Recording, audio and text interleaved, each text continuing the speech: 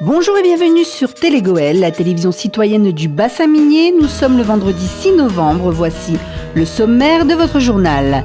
Le Salon international des métiers d'art à Lens, la collecte des jouets pour les enfants hospitalisés, le rallye emploi et le bilan des visites du centre historique de la Paix et le 11 novembre à Souchet.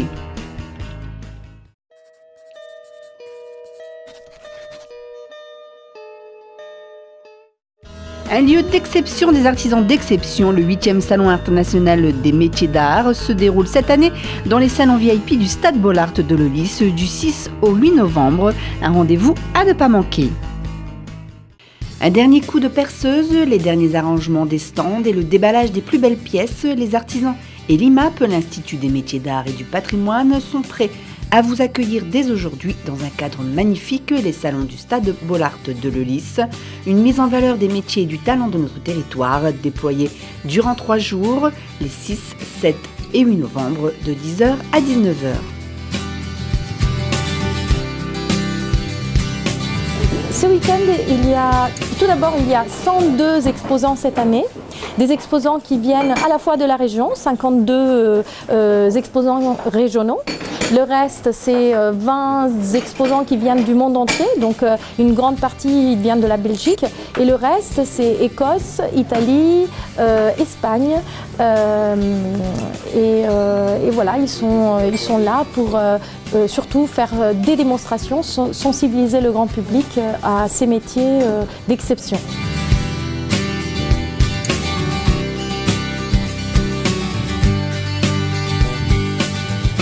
Je pense que je suis artiste contemporain dans le champ de sculpture et je suis ici venu dans le salon pour donner comme une preuve que les pièces que je fais, ce sont des pièces vraies, faites par une personne derrière, pas d'une machine. Et moi, je suis la personne qui le fabrique, qui le réalise avec mes mains. Moi, je pense que c'est un très haut niveau ici, ce salon, parce que tous les gens qui sont ici, on a une passion très forte, une connaissance très grande dans leur métier, et ça, c'est une chose vraiment rare de trouver dans un salon.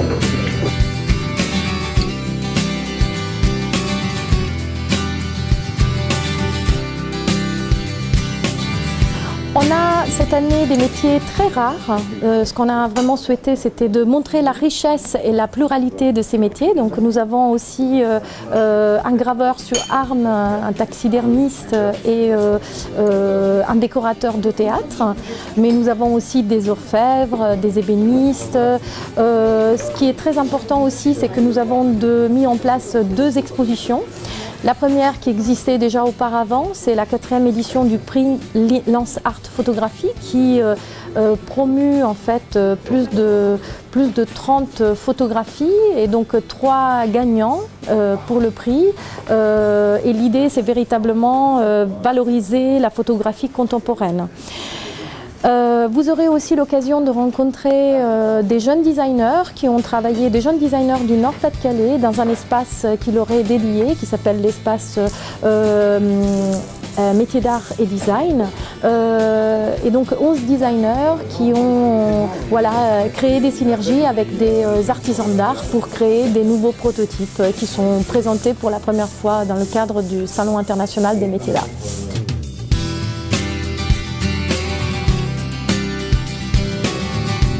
Je pense que c'est pas pour l'artisan que c'est important, c'est pour l'artisanat français surtout, et puis ce qui reflète au niveau mondial. Surtout dans mon domaine, dans la gastronomie, il faut savoir que pour moi, la gastronomie française a une valeur universelle et très importante. Et elle est reconnue dans tous les pays du monde.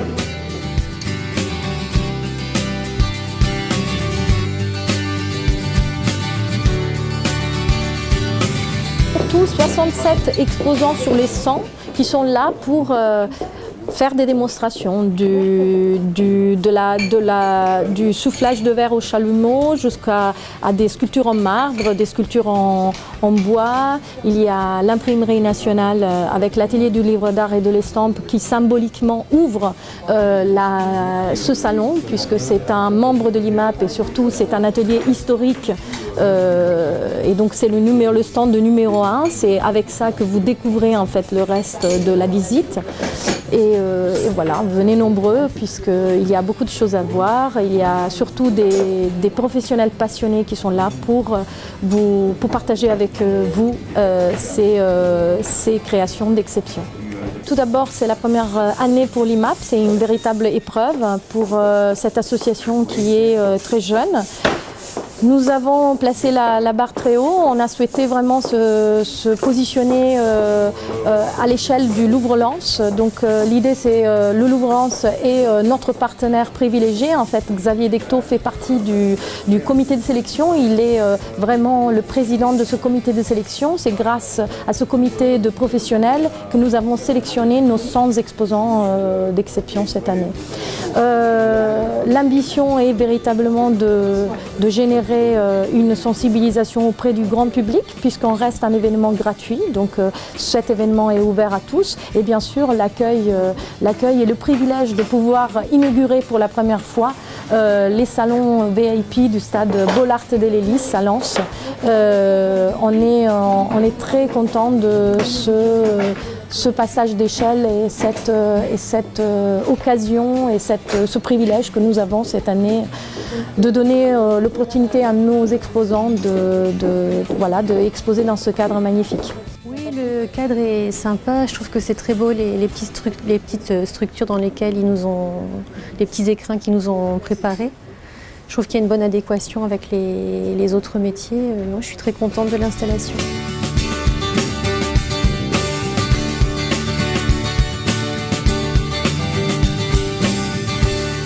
C'est tous les jours de 10h à 19h à partir de vendredi, samedi, dimanche 6, 7, 8 novembre au stade Bollaert de l'Hélice à Lens. En sachant qu'on aura aussi une soirée qui s'appelle une soirée Pechakucha Night. Vous êtes tous invités à nous rejoindre pour cette soirée un petit peu décalée où vous aurez l'occasion de découvrir dans une manière très dynamique ces exposants qui vont présenter leur savoir-faire à partir de 19h. Donc samedi 7 novembre, on vous attend nombreux pour rencontrer et échanger avec nous dans le Pechakucha Night.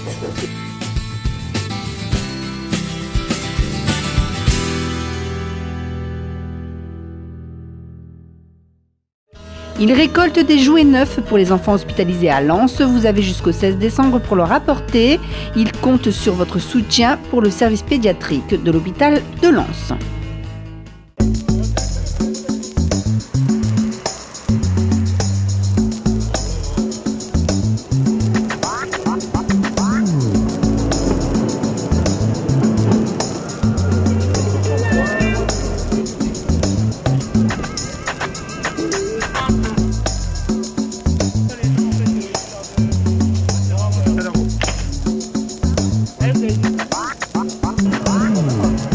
Alors, le Noël des enfants, c'est une action qui se passe au Stade Bollaert depuis maintenant 10 ans. Et donc, ça consiste tout simplement à effectuer une collecte de jouets neufs ou de la layette pour les enfants vraiment de bas âge.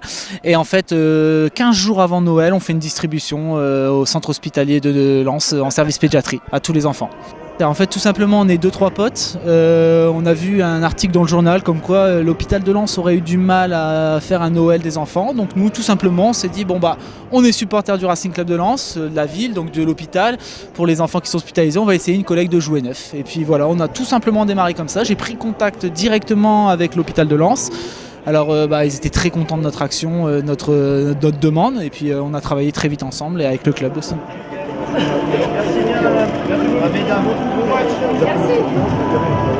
L'hôpital, tous les ans, on travaille avec eux en amont, au niveau de la communication, ils nous aident, au niveau des accès à l'hôpital et du service pédiatrie, ils nous aident, on travaille avec eux. Alors cette année, on fait un nouveau travail pour les 10 ans où en fait tous les services concernant les enfants nous donnent des listes de jouets et nous on va essayer, grâce à des partenariats avec notamment Maxi Toys qui cette année vient avec nous, on va essayer de distribuer vraiment des jouets pour les salles de jeu, pour les salles de soins, pour les urgences, pour la pédopsychiatrie. Et voilà, après tous les enfants, eux en chambre, ont 2-3 cadeaux offerts avec l'avenue des joueurs, le Père Noël, et cette année on amène des surprises, voilà, avec l'hôpital. Le Père Noël, depuis 10 ans, c'est le même, il est toujours présent, il ramène avec plaisir les cadeaux aux enfants. Les joueurs, tous les ans, sont présents, alors en accord avec le club, c'est un travail qui se fait avec eux. Et nous, on est toujours présents 7-8 à l'action pour pouvoir faire la distribution, parce que c'est un gros travail, la distribution.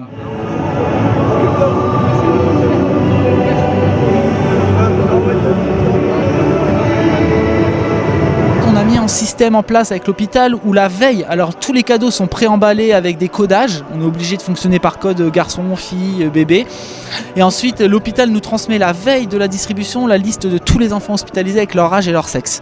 Et de là, nous on connaît la liste, on reprend la liste avec les codes et les descriptifs et on répartit les jouets selon le sexe et l'âge de l'enfant. Ce qui se passe, c'est qu'il y a beaucoup de cadeaux qui sont donnés par les supporters. Donc après, les cadeaux qui sont distribués, les enfants repartent avec. Et en fait, il y a toujours une grosse quantité de cadeaux qui restent pour fêter le soir du 25 quelque chose et les anniversaires durant l'année. Mais ça, encore une fois, c'est un travail qui se fait avec l'hôpital. Les collectes, c'est que des jouets neufs. Donc des jouets neufs, quand je dis jouets neufs, c'est des jouets en fait emballés encore. Je veux dire, les jouets d'occasion, on ne peut pas les ramener pour question d'hygiène. Et après, ce sont de la layette. Donc quand je dis les layettes, c'est des doudous, des hochets, des habits pour petits. Voilà. Et grâce à tout ça, en fait, on peut distribuer à tous les enfants hospitalisés.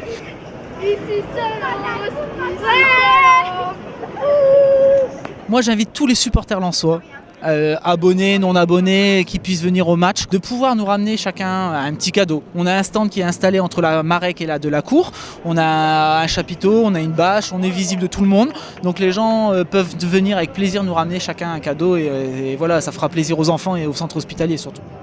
Il y a Lens-Niort le 20 novembre et Lens-Nîmes le 1er décembre. Alors, comme aujourd'hui, la date elle peut changer avec les diffusions télé. Les chaînes peuvent acheter le match et on peut passer le vendredi ou le samedi. Ou le lundi, excusez-moi.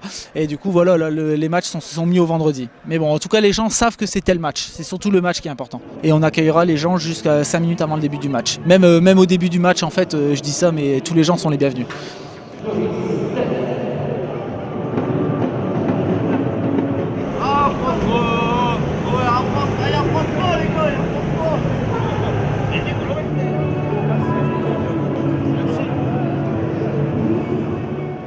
Je tiens à remercier tous les supporters parce que ça fait 10 ans qu'on a lancé l'action, ça fait 10 ans que je fais l'action et ça fait 10 ans que je suis toujours heureux de voir des gens ramener des cadeaux et puis en fait tout simplement les gens sont aussi heureux de faire plaisir et un grand merci à tous.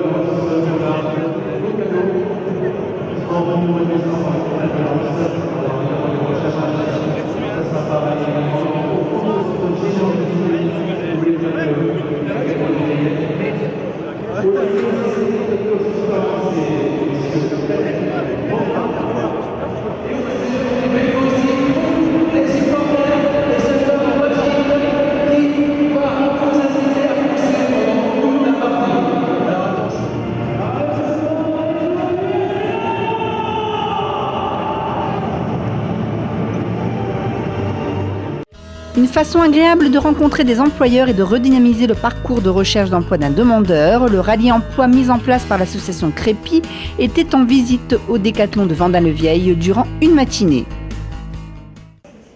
Accueil, caisse, rayon, les demandeurs d'emploi suivis par l'association Crépi étaient chez Décathlon Vendin-le-Vieil mercredi dernier, une des entreprises partenaires du projet qui consiste à recréer du lien social, à redynamiser le parcours du demandeur sous forme d'un rallye emploi organisé sur notre territoire. Le Crépi est un club régional d'entreprises qui menons des actions d'insertion pour permettre à des personnes qui recherchent un emploi de rencontrer de façon directe des entreprises dans un rapport bienveillant. Moi, je suis rentré juste après mes études. J'ai fait une licence STAPS et après je suis rentré donc au Between Village à Lille. C'est un grand magasin Decathlon qui fait. Alors un rallye pour l'emploi, c'est une action qui se déroule sur 3 jours. Donc pendant 2 jours, les demandeurs d'emploi visitent des entreprises, donc deux entreprises le matin, 2 entreprises l'après-midi. Ils sont accompagnés physiquement et emmenés physiquement par nos partenaires entreprises, services publics de l'emploi, qui les emmènent dans leur propre véhicule, qui leur accordent une journée sur leur temps personnel, leur temps de travail ou même des bénévoles. Donc ils visitent les entreprises. Le midi, ils déjeunent sur des lieux, des lycées professionnels. Aussi, on tient beaucoup à l'aspect apprendre un métier.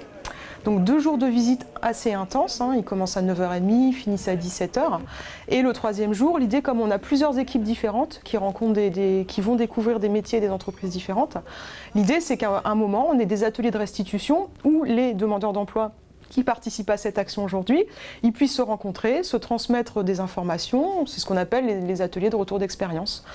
Et le 3e jour aussi, ce qui est très très important, c'est de se dire voilà, on a découvert des métiers, on a découvert des formations, quid de l'au-delà? Qu'est-ce qu'on fait après ce rallye? Voilà, c'était une action de redynamisation, parce que ça permet, et ça c'est l'objectif principal du rallye, ça permet à des personnes qui n'ont pas de contact direct avec le monde d'entreprise, qui recherchent un travail et qui n'ont pas d'entretien, ou pour qui c'est un peu compliqué, dans une action, on est dynamique, on va avec des entreprises, rencontrer des entreprises, voilà, c'est assez intensif, on se remet dans une dynamique.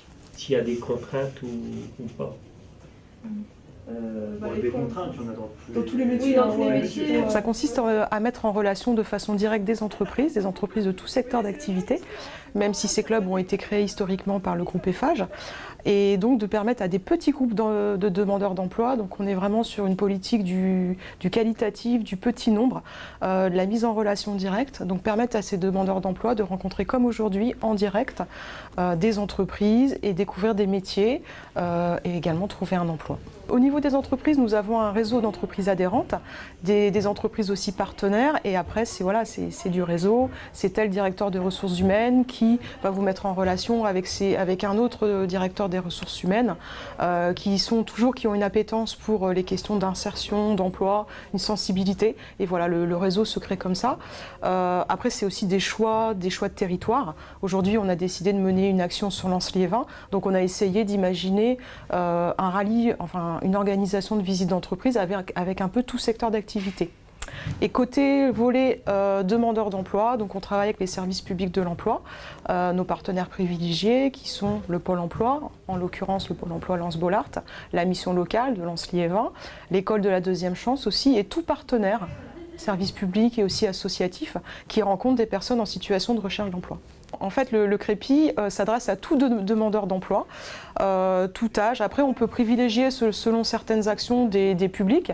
Là, en l'occurrence, sur l'action que nous menons aujourd'hui sur votre territoire, on s'adresse à des publics adultes, donc via Pôle emploi, des publics jeunes via mission locale, et aussi très jeunes via l'école de la deuxième chance. Donc là, sur cette action concrètement aujourd'hui, on a tout public, tout âge. Donc on a des demandeurs d'emploi qui commencent à 18 ans, et le dernier demandeur d'emploi qui participe à cette action aujourd'hui, en termes d'âge, 55 ans.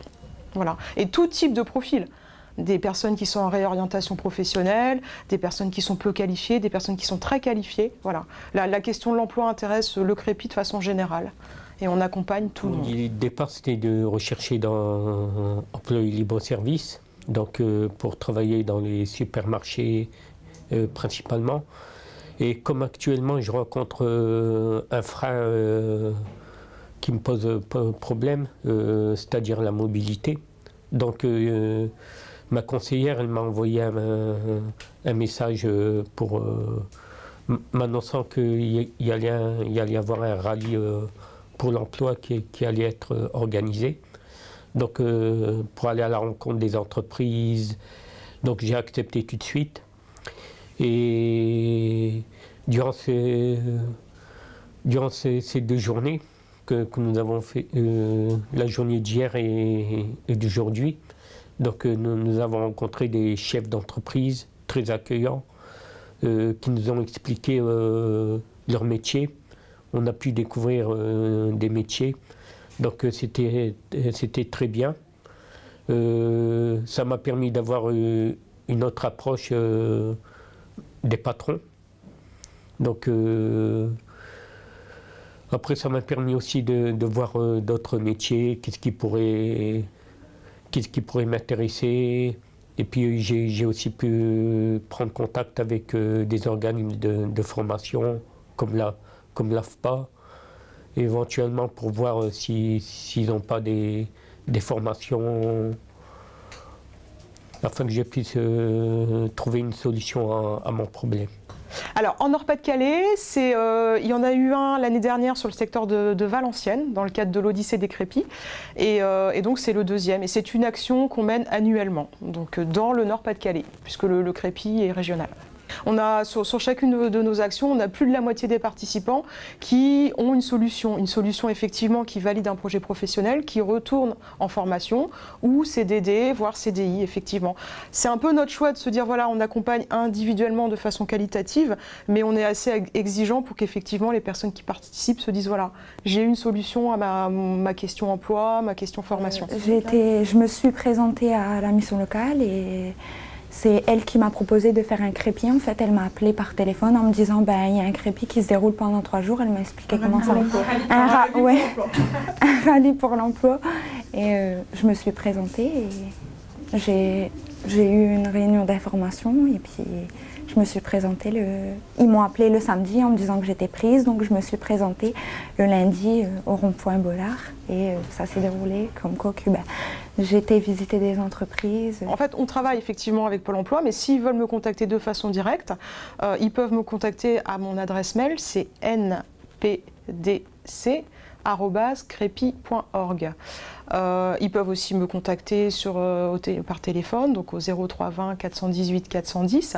Et de façon plus générale, s'ils veulent avoir connaissance de tout notre réseau, parce qu'on est le Crépi Nord-Pas-de-Calais, mais on fait partie d'un réseau national, on est 16 crépis en France, la fédération aussi qui vient animer ce réseau, qui fait la communication via le site internet. Donc il y a un site internet qui est www.crepi.org. Et puis on est heureux d'être sur ce territoire où effectivement la question de l'emploi est cruciale. Ouvert depuis juin 2015, le centre historique Guerre Épée 14-18 de Souchet a déjà accueilli bon nombre de visiteurs et propose pour le 11 novembre, jour de commémoration, des visites guidées, des animations et un spectacle à partir de 10h. Alors depuis l'ouverture en juin, on a fortement accueilli des individuels. Donc essentiellement basés dans le département du Pas-de-Calais. On a également des individuels britanniques qui sont en visite en juillet-août. On va dire qu'on a commencé, l'Office du tourisme à développer les visites groupes depuis septembre. Et là, on est en progression puisqu'on a énormément de groupes scolaires qui nous ont fait la demande de visiter le musée, mais aussi des groupes de tour opérateurs britanniques qui veulent programmer le musée dans leur programmation, dans leur Battlefield Tour. Alors, on se fixe l'objectif d'avoir 20 000 visiteurs jusque décembre et on espère avoir 40 000 au moins l'année prochaine. On se dit qu'on est en forte progression puisqu'on a énormément de contacts de tour opérateurs britanniques, scolaires, en phase avec les commémorations du centenaire de la Grande Guerre. L'année prochaine, en juillet 2016, sera le centenaire de la bataille de la Somme et effectivement les Battlefield Tours vont traverser notre région. Donc on souhaite que ce musée, qui est un haut lieu de mémoire en Nord-Pas-de-Calais, soit référencé comme une visite incontournable pour connaître davantage cette histoire dramatique qui s'est passée il y a 100 ans maintenant. L'Office du tourisme a un programme de visites guidées, groupes et individuelles. Donc ça, c'est en libre service dans une programmation de toutes les visites guidées qu'elle organise. En général, il faut effectivement réserver auprès de l'Office du tourisme parce que ce sont des visites en bus. Donc on a effectivement des places limitées. Nous, ici, à l'Office du tourisme, on est fiers parce qu'on a énormément de retours positifs sur le livre d'or. On a des messages de paix, on a des messages qui nous encouragent à proposer des thématiques a représenté le territoire de l'Anse-Liévin comme étant donc une terre d'histoire et effectivement de proposer un enseignement aux scolaires, aux visiteurs du souvenir. Alors le 11 novembre, on vous invite tout d'abord à 2 visites du musée Lens 14-18, l'une à 11h et l'autre à 14h30. L'idée c'est de découvrir ce nouveau musée avec un guide conférencier qui vous présentera donc les différentes salles, les différents objets et photographies exposées. Puis donc la visite se poursuivra au sommet de la colline de Notre-Dame de Lorette pour découvrir l'anneau de la mémoire, le mémorial international de la Grande Guerre en Nord-Pas-de-Calais qui a été inauguré il y a maintenant 1 an par le président de la République, François Hollande. On vous propose également 3 spectacles dans l'après-midi de ce mercredi 11 novembre. Des spectacles qui s'intitulent 14-18 grâce donc à la compagnie Les Artisans, qui est une compagnie de comédiens amateurs qui vont donc prendre l'habit de 5 poilus et nous replonger justement dans le quotidien de ces soldats et nous surprendre puisque c'est un spectacle qui se donnera dans l'obscurité totale. Et donc l'idée c'est bien d'aller éveiller les consciences du spectateur en cet après-midi du 11 novembre. Donc 3 séances, l'une à 14h30, l'autre à 15h30 et enfin à 16h30. Donc ce spectacle est gratuit et ça dure environ 20 minutes. Toutes ces animations sont gratuites. Une dernière animation donc, qui vous sera proposée et qui consistera donc en une prise de photo. L'idée, c'est que le visiteur qui vient en famille, tout seul ou en couple ou entre amis, puisse se faire photographier à l'aide d'un appareil à développement instantané avec le portrait d'un soldat qu'il aura choisi à travers donc, des différentes biographies qui lui seront proposées. Et donc, l'idée, c'est de rendre hommage à ce soldat. C'est un atelier qu'on a appelé « Souvenez-vous » et de rédiger également un petit message de paix ou un message à l'intention de ce soldat. Et à travers donc, toutes ces photos qu'on aura collectées, on va recomposer un mur d'images sur un de nos murs du musée Lens 14-18. Et ensuite, toutes ces photos, elles seront renvoyées aux personnes qui se seront prêtées au jeu. Voilà, l'idée bien évidemment de ce musée, c'est d'inciter en effet au devoir de mémoire, au recueillement également, mais également de prolonger la visite en ramenant, comme vous le dites très justement, un souvenir, un ouvrage pour en savoir plus sur la Grande Guerre. Et donc on a ici une boutique qu'on étoffe de jour en jour, où le visiteur aura donc un large choix d'ouvrages et d'autres articles liés à la thématique de la Première Guerre mondiale en Nord-Pas-de-Calais.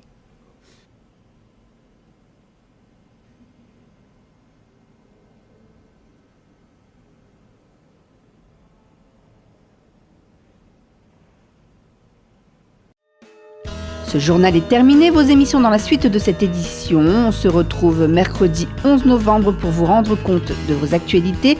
En attendant, ça se passe sur le net, télégoël.fr, Facebook ou Twitter pour voir et revoir ce que vous avez manqué. Bon week-end à tous.